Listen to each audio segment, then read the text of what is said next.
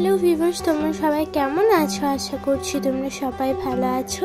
আমি নিয়ে চলে এসেছি একটা দুর্দান্ত রেসিপি নিয়ে।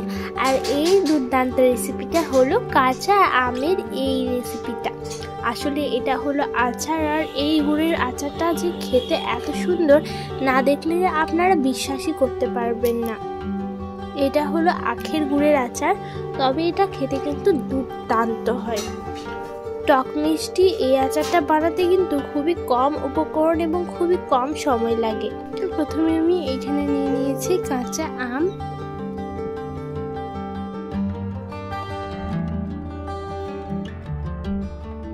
এটা ভালোভাবে ধুয়ে ছিলে পরিষ্কার করে নিয়েছি। দেখো এরকম হবে, কিন্তু কেটে দিতে হবে।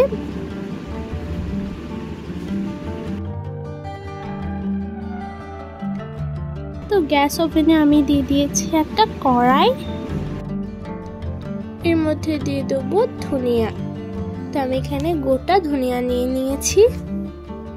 আসলে আমি এই যে ধনিয়াটা দিয়েছি না, এটাকে ভালোভাবে ভেজে নিতে হবে।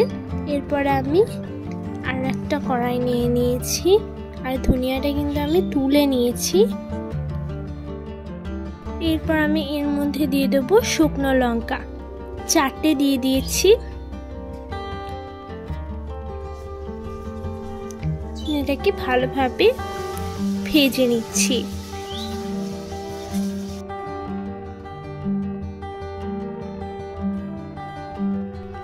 এরপর আমি এখানে নিয়েছি সে ধনিয়া, জিরে আর মৌরি।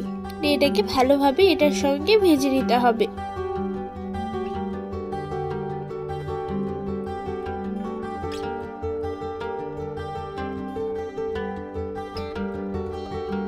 দেখো এটাকে কিন্তু আমি খুব সুন্দরভাবে মিক্স করে নিচ্ছি।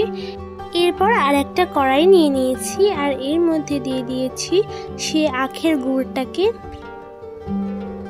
তো আমি এখানে আমার পরিমাণ অনুযায়ী দিয়ে দিয়েছি। তারপর এটাকে ভালোভাবে মিক্স করে নিচ্ছি। আর এটা দেখো এখন ভালোভাবে মেল্ট হয়ে গেছে। এর মধ্যে দিয়ে দিলাম লবণ।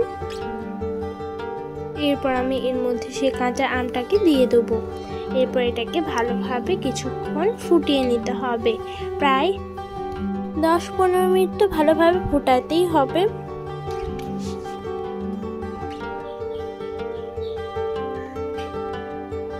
তো দেখো এটা কিন্তু আমি খুব সুন্দরভাবে মিক্স করে নিয়েছি।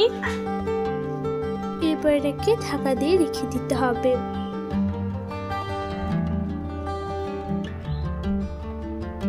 এটাকে আমি ঢাকা দিয়ে 15 মিনিট ফুটিয়ে নেব।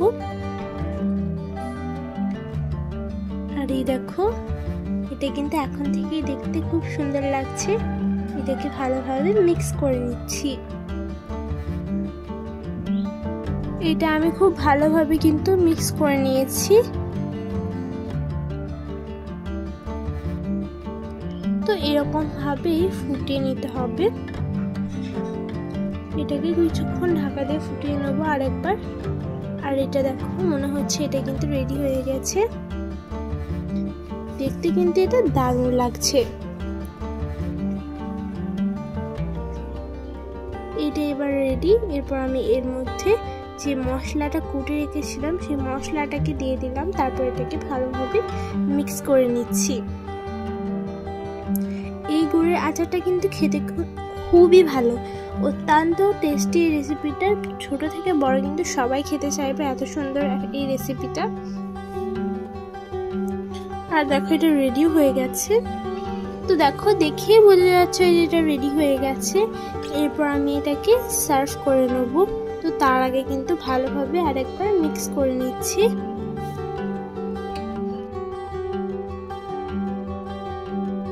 এরপর আমি এটাকে নামিয়ে নিয়েছি। তারপরে দেখো এটা একেবারে রেডি। এরপর আমি এটাকে সার্ভ করে দেবো। দেখতে কিন্তু এই আচারটা খুবই ভালো লাগে, আর খেতেও দারুণ লাগে। তাই একবার হলেও এটাকে ট্রাই করে দেখবে। আজকের মতো বিদায় নিচ্ছি। ভালো থাকবে, সুস্থ থাকবে, আর পরের ভিডিওটার জন্য অপেক্ষা করবে।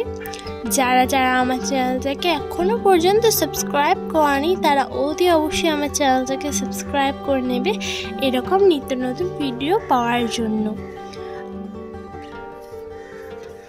তো আজকের মতো এখানেই। আবার দেখা হবে নেক্সট ভিডিওতে। তো এখনকার জন্য টাটা, বাই বাই।